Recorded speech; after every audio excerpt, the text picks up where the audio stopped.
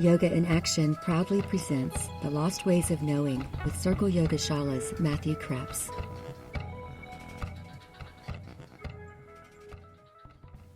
So let's do a little recap, just in case anyone is new.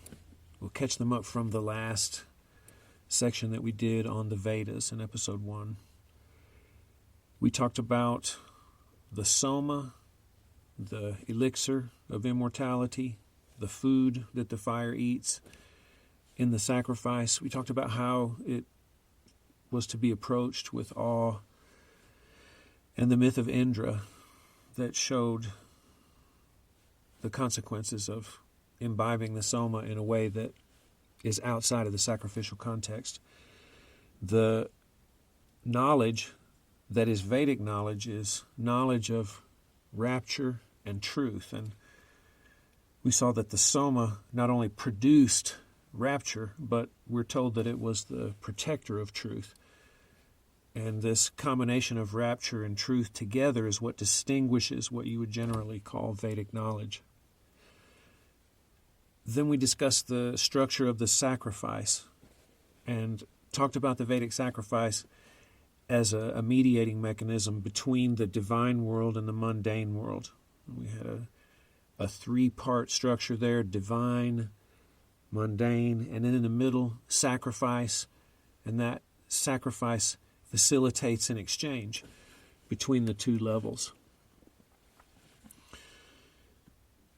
And last, we read the story of the young son of Varuna, the young arrogant son, arrogant with knowledge, Buddhagu, and how he learned about the sacrificial nature of the universe by experiencing this phenomenon of eating going on everywhere. And so all things that continue will eat, and they will eat because there will be a fire inside them, and it drives them toward this, and they will need to breathe in order to feed that fire also. And so in a worldview where the microcosm and the macrocosm reflect one another, we can see that in some ways all three levels are engaged in sacrifice when the mediating term is there. And we're moving forward a little bit in time to what's called the late Vedic period and a body of texts called the Brahmanas. And these ideas that we talked about in the last episode are going to come with us. So the Brahmanas are said to be composed, this is probably Wendy Doniger that I got these dates from, between 800 and 600 BCE. Now, if you were to say, what are they? They are mythical, philosophical, and ritual glosses on the Vedas. And so in a way, they kind of comment on the Vedas, and they kind of bring out the details of all the stuff that in the Veda is still subtly mysterious. It becomes less mysterious, it becomes more ritualized, it becomes personified in mythological forms. But the original content of the Vedic revelation is obviously still what this is about. Now, Wendy Doniger says something that helps focus us here. Whereas the Rig Veda expressed uncertainty and begged the gods for help, the Brahmanas express confidence that their infallible Vedic mantras can deal with all dangers. So the original revelation now has been thoroughly sort of embodied in what you might loosely call a dogma. And that represents the progression, in a sense, through history. The Brahmanas are a body of literature that went largely ignored for most modern scholarship because of the nature of their content and because of the nature of their form. We have those data points, like disagreements with or dislike of the form of the Brahmanas, and the dislike of their content as reasons given by the scholars that we're going to talk about very quickly. The content had to do with sacrifice, but because the sacrificial complex had been ritualized to a certain degree, you really start seeing a lot of things about the specifics of killing. And that seemed to turn off many of the scholars that we're going to talk about. There's a concept from the Brahmanas called Purusha Meda, and in a way you could translate that as human sacrifice or person sacrifice.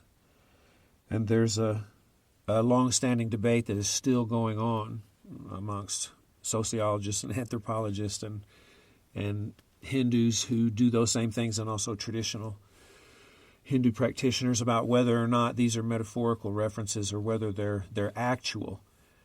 I don't know enough about the archaeology and those things to be able to comment on that, but I think that gives us an idea about what the content involved in the Brahmanas, how that content might have turned off certain scholars, given the assumptions that they bring. And these are Western scholars, Germans and Frenchmen that I know of. As far as the form goes, the Brahmanas can be very mathematical, and evidently they can be really tedious in their form. I have a quotation here on my notes to remind me to say the word tedious minutia. That's the idea that you're going to get from the quotations I'm going to read you from these people who translated these things and spent their lives doing that. The people I'm going to talk about have been called the first wave Orientalists by some, and I think the term Orientalist has become somewhat disparaging in discussion around history and things like that. I'm going to give you an idea about why that might be the case. We're talking about a man named Max Mueller, Arthur A. MacDonald, Julius Egeling, or Egeling. I'm not sure how to say it. But these are examples of three heavyweights in the study of the Hindu world and the study of the Veda and the earliest translations of Sanskrit. And people like Mueller in particular are very important because Max Mueller was involved with someone named Swami Vivekananda, and Vivekananda is a huge influence on how the West saw certain ideas in the tradition, and how ideas like universalism and idolatry worship being not good, or the worshiping of idols, and therefore, quote unquote, paganism not being good. Vivekananda was involved with this, and he and Mueller were in correspondence and knew one another in a way. Vivekananda had a very high opinion of Mueller. So here's something that Max Mueller said about the Brahmanas. He stated that they were, quote, twaddle, and what is worse, theological twaddle. So notice that particular reference, whatever it is that's religious about them is not worth seeing at all. This could be totally ignored. Arthur A. MacDonald dismissed them as, quote, an aggregate of shallow and pedantic discussions, full of sacerdotal conceits and fanciful or even absurd identifications. So the word fanciful stands out there in the sense of this particular important scholar feeling that what is imaged in the Brahmanas and what is advised and recorded is not real. Julius Egeling said, quote, for wearisome prolixity of exposition, characterized by dogmatic assertion and a flimsy symbolism, rather than by serious reasoning, these works are perhaps not equaled anywhere, unless, indeed, it be by the speculative vaporings of the Gnostics, than which, in the learned translators of Irenaeus, quote, nothing more absurd has probably ever been imagined by rational beings.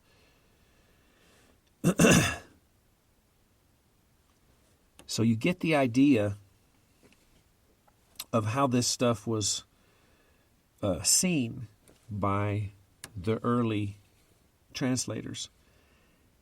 I could note here, in fairness, René Girard is an example of a scholar who is in disagreement with this.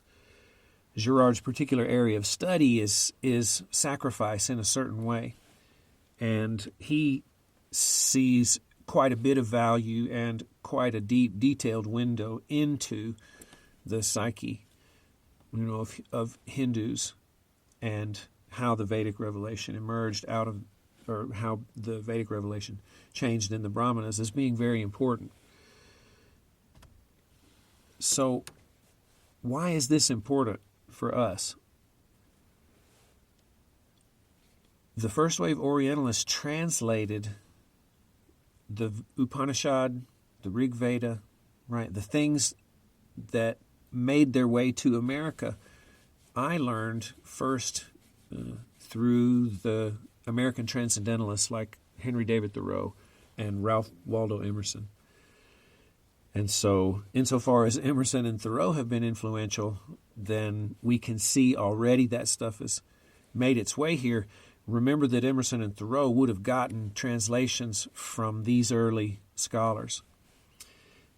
We should also note that the influence of these scholars isn't only in how they translated, but it's also in what they selected to be translated. Because, in fairness, the amount of stuff or texts is just said to be astronomical in certain sense, and that problem is compounded by the problem that very few people can read all these different inflections of dialect that may be present in those. So we learned what, quote unquote, the Upanishads said. Therefore we learned about certain ideas through these early translations. And I mentioned Vivekananda. We'll get to him at the end of the last season. This all shaped how we understand what yoga is, and therefore what its aim is. Therefore what techniques should be engaged and how they should be engaged, and so on and so forth. So it's super important to understand that we were influenced in certain ways. People like, I have to mention, a more stringent reason for those of us who care about the horrors of history. A scholar named Edward Said in the 70s wrote a book called Orientalism, and it is a strong argument that the interpretations from, for instance, people like the first wave Orientalists, and any continued influence that those interpretations have on us is still a form of colonialism, still a form of Western domination of the discourse in history and sociology and so on and so forth. So some people disagree with that. Some people think that's too strong. But I think it's important to think about those things when we receive text and we receive the things that have been brought here. So we're very influenced by these ideas. If I were to give an example of how that might be the case, I think the most prominent thing that I see is that when people speak about quote-unquote yoga, they speak about as if there is this sort of monolithic thing called yoga where you could go to the origin of it and find the real thing, the real dope. And I think it's much more complicated than that, especially the more we learn. Now, I don't want to just dissolve all the connections that people have with what they're doing and this idea, right, called yoga and so on. I'm even going to use the word throughout the seasons in a way that sounds like there's something singular, right, that might be yoga. we just have to be careful with the way that we think and what we do in regard to ideas like that. Most of the scholars that you're going to hear me talking about have been in this camp of saying, look at how much diversity there is. Look at where these original ideas come from. Look at how it was practiced by those in South India and how something else was being done here. And wow, we don't really know what's happening. David Gordon White did that particularly with the Yoga Sutra and my views on the Yoga Sutra and the stories I had been told about it and so on. I think that's a good thing, to continually make more space inside oneself for knowledge of those things. If you want to do that, when you read, you have to have some sense of what the text is about, some general understanding, but there are concepts that permeate, the text that are general enough to focus on that Westerners also share. So, for instance, soul, the idea of soul, and the idea of no soul. That's not a unique, expression only to Hindus. But the flavor and nuance that's brought to that idea, in a sense, and the flavor that's brought from our side to that idea, you can make sure that when you're reading a text, say like the Upanishad, that's talking about Atman, a word that's been translated as soul. Sometimes the word Purusha is translated as soul. How is it that it's being, look closely at how these things are being used, because you're going to immediately assume certain things when you hear that word. You could also say that person, the idea of a person, and where that comes from, and those valences that come from our cultures into us about that. The idea like mind, what exactly are we talking about when we're talking about mind? We can't assume, for instance, that when the Samkhya philosophy gives us the three parts of mind, manas, buddhi, ahamkara, that this is kind of the same thing as like the inner subjective Western experience or something like the Freudian ego. We can't just assume. There may be relations there, right? But we have to be very careful. Also, I think ideas like individual and collective, the value of the individual and the collective. When reading these things, it's easy to project a Western idea of individuality and the importance of that, and not saying that idea that the individual is valuable is only Western. I'm just saying that we got a particular way of valuing that would influence the way we read things that generally come from a culture that is family-oriented. The scholar Jonathan Haidt would call India community-oriented. He would call ego-centered. The West would be ego-centered. And generally India has been socio-centric. And so those things are very important, right, for us to understand. And I think this short little history of the Brahmanas, right, gives an example of folks who didn't necessarily do that in the beginning. I don't want to disparage the intelligence of the first wave Orientalists. These are massive intellects that devoted their lives to learning Sanskrit, and bringing that to the world, and gave deep care to it in some sense. But they were equally capable of being dismissive and making selections of things that just fit ideas that were their own. And we talked about the Vedic triad, and in the first episode, we do find that Vedic triad also in the Brahmanas. So the triad is reworked a little bit into, I'm going to say two words here that have a slash between them because they're sort of synonyms, Purusha, Prajapati. And that means, quote, man, lord of creatures. Then there's Agni, the sacrificial fire, and there's still Soma, the fluid god of the sacrificial oblation. It's important to see that this Soma is glossed in the Brahmanas a lot as a god. This would be one of the mythological accretions that came as the original Vedic material got imagined, right, in various ways. David Gordon White says, this Brahmanic triad of sacrificial gods is itself a reworking of the triune Vedic universe with two static elements, gods and humans, oblation and fire, being mediated by a third element, the enacted sacrifice. And so here we have the same basic material, but it looks like a ritualization, and in a sense it looks like a personification. Notice that these three parts, Purusha, Prajapati, Agni, and Soma, that White refers to them as gods. The Brahmanas are also really important for giving us a sort of organizational pattern of the universe that generally can be seen across a large swath of history throughout the Indian discourse. And it's what we call fiveness, pancha, five. The tendency to divide the levels of reality, manifest reality, from the most mundane to the highest, into kind of groups of fives. There's also groups of threes, and there's twos that are important. But five is something that you really learn to spot when you begin to try to dig down and find some of the most basic things about the history of the place where our ideas of yoga came from.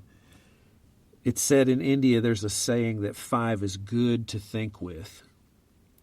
So David Gordon White says it's the Brahmanas that, even as they continue the Vedic discourse of the triune universe, first elaborate the concept of the universe as fivefold. That tendency is strong. Let's look at some examples. So, starting in the Brahmanas, directly connected to the Veda, the Vedic sacrificial altar, or the sacrificial altar, the Agni Chayan, is composed of 5 layers of bricks. The 5 layers are told to be, by the Satapatha Brahmana, the 5 bodily constituents of the god Prajapati, as well as the 5 seasons and as well as the 5 directions. So the altar's laid out in 5 layers. The layers themselves are symbols of the 5 bodily constituents of the god Prajapati. And also they represent the seasons. And also they represent the directions.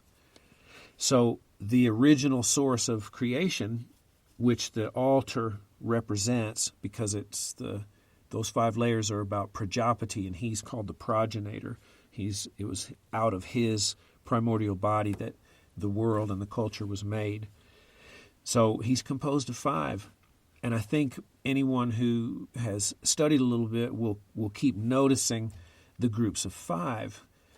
How about the 5 elements? Earth, air, fire, water, space. What about the 5 senses? The 5 senses, that would be of cognition, seeing, tasting, smelling, hearing, and touch, the sense of touch. And then there are the 5 organs of action, the karmendriyas. There are 5 subdoshas of vata. There are 5 subdoshas of pitta. There are 5 subdoshas of kapha. There are 5 yamas. There are 5 niyamas. So we really see this tendency, and this goes forward into Hatha Yoga too, and the Tantra that we'll talk about later. So David Gordon White kind of sums it up. He says, fiveness permeates the everyday sphere of discourse in India. It permeates at a really deep level beyond all these philosophical things or historical things, that I'm talking about. There's a phrase, evidently, in the broad vernacular, Panchatvam Gamana. Panchatvam Gamana. Anybody who speaks Sanskrit, I apologize for these pronunciations, but I'm giving it my best shot. That means going to the 5 elements. And that's another way to talk about death or the dissolution of bodily integrity. So you see here the idea that the body is an impermanent, quote-unquote, integrity, an inhering together of earth, air, fire, water, space, and so on, and that when we die, those things come apart. we have to continue to talk about sacrifice and the evolution of these original Vedic ideas now in the context of the Brahmanas, but I wanted to try to connect some of this stuff that we've been talking about to future yoga. How does this stuff point ahead in a way to what we understand today as to be yoga, what we're doing?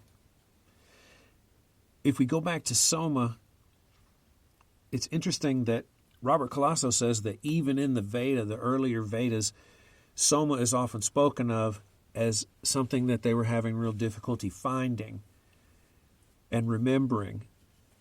And so it has a rareness to it in addition to the value that we spoke of. The Brahmanas are starting to elaborate strategies to try to find something to substitute for the Soma so that the sacrifice can continue. And the substitution in sacrifice is a very important thing because the original material is the material that makes the sacrifice work.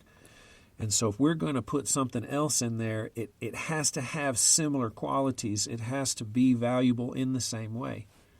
Well, this is a very interesting thing when it comes to Soma because remember, it's a psychoactive substance, assuming it's a literal substance. I think it has other dimensions rather than just the literal thing. But if we talk about a plant that engendered rapture and visionary experience and revelation, the substitution had to produce something of like quality. And anyone who knows anything about Ayurveda and ancient Indian medicinal systems knows that there's a massive pharmacopoeia, right, of plant knowledge and mineral knowledge and so on. So we're looking for something that's like the Soma. Well, this activity of searching out things is indicative of an attitude that connects directly to our understanding of yoga today.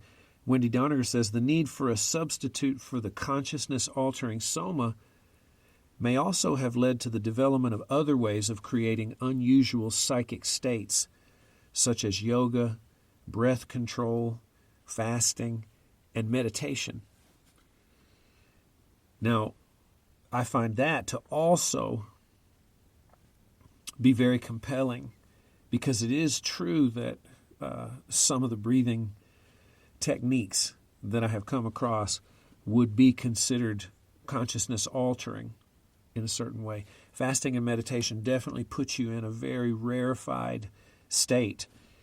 And so visionary experience, the need for visionary experience shows probably in some of the technical things we do today, like she's saying pranayama here and fasting and meditation.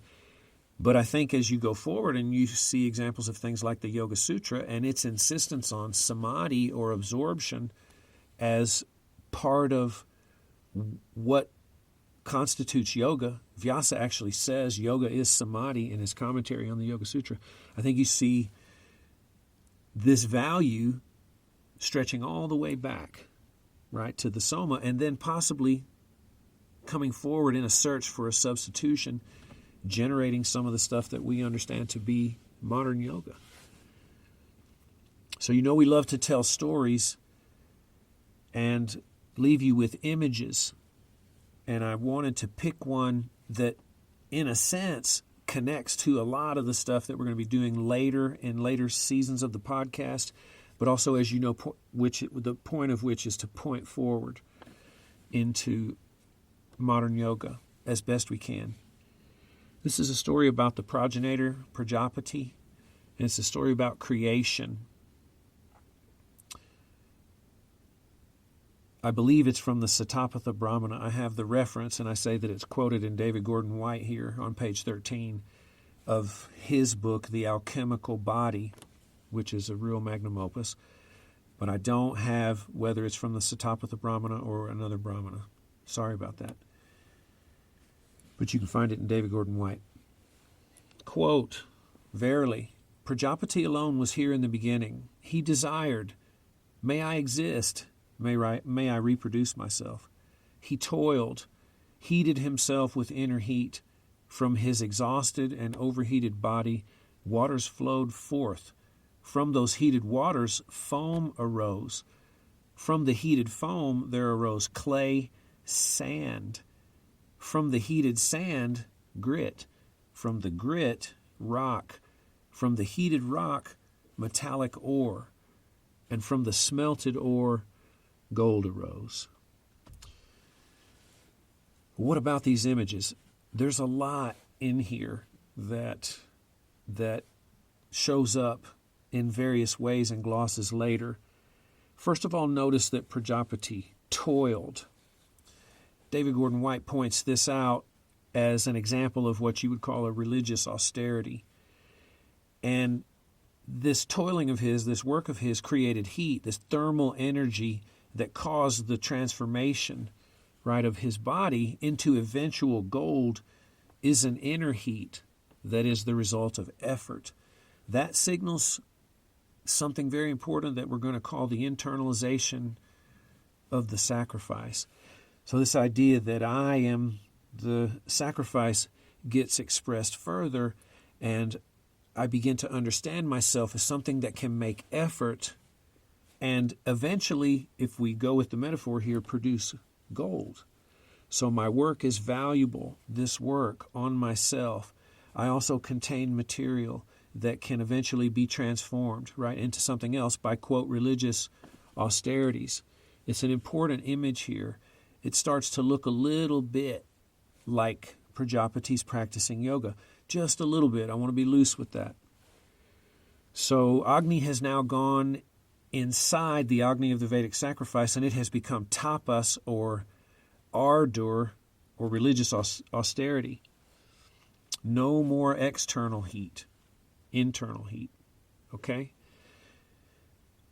These images of water being churned and producing foam, and foam then coagulating and producing sand. I may not get them in the right order, and then, or clay, I think, and then clay coagulating further and producing sand, and sand producing stone, and then we finally make it to metal. This smacks wildly of alchemy, and in several ways.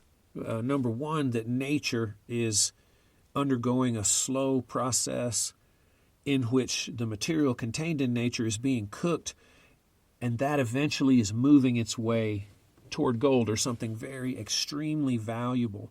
The alchemists believed that there was a natural process going on, but they believed that they could intervene in a certain way and bring fire, more fire to the situation, and possibly speed along that translation or transmutation from what here foam all the way through clay and sand and rock to minerals, and then to metals, precious metals.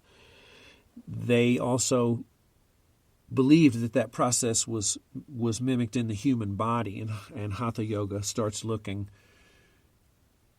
like something that we can see even as far back as the Brahmanas, because the Hatha Yogis take that idea of transmuting some internal material into something so precious and so on, and they really run with it.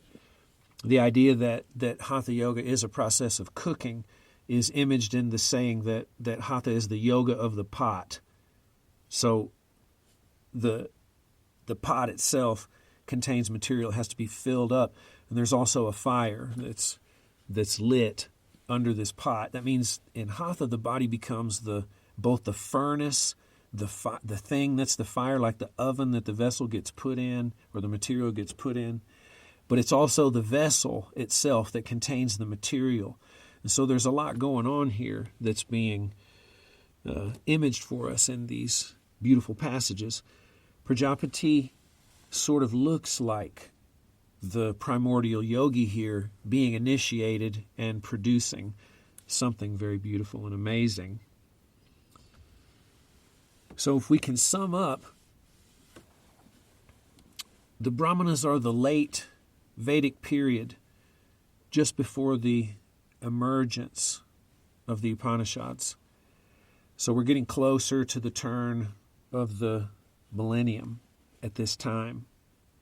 And This time, evidently, according to Wendy Doninger, was a time of great geographical changes in the direction of rivers, I believe, is something that she talks about, and also migratory patterns, people settling in various places in large groups, their cultures mixing, a very important time. And so that's represented right in this progression from the early Veda that ends up being the Brahmanas and later the Upanishads.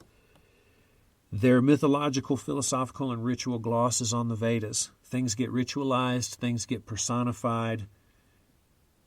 Because of their content and form, I'm using those criteria from the first wave Orientalists, these texts tended to be dismissed as an inferior chapter in India's spiritual history. And this affected future attitudes of all folks who, by neglect, didn't get to read them to see what they were about because they were pushed aside. And also, our attention was focused in certain areas in the Veda and the Upanishad, for instance. That affects how we understand yoga. We still see also the Vedic triad present in the Brahmanas in a slightly modified form. We see prototypical images of the sacrifice being reinterpreted as an internal act. And here, just a minute ago, we mentioned Prajapati as the prototypical yogin or initiate. So finally, the Brahmanas give us a little bit of alchemical imagery, which we're going to be talking about more and more as the seasons progress. We see Prajapati in a way as an alchemist, his work and his toil speeding this ripening process of the metals, the precious metals which are in the earth. The precious metals themselves are treated by later alchemical traditions and by Ayurveda, for instance, and also by the Hatha yogis and the tantrics as like reproductive tissue in the earth, something that is the same as us. It has reproductive tissue. And so those metals are actually interpreted later to be expressions of soma, ways that we could see there are ways that we can see this concept of soma moving forward in history and becoming something else. So I hope it's been interesting. We sure appreciate your listening. God bless you, and I hope to see you next time. Thank you for listening to Yoga in Actions, The Lost Ways of Knowing. To engage more, visit Circle Yogashala, a school for yoga, creative movement, and self-inquiry in Arkansas's Ozark Mountains at circleyogashala.com. Offerings range from teacher training, an internationally accredited yoga therapy program, to a quarterly publication, a comprehensive and integrative body of literature.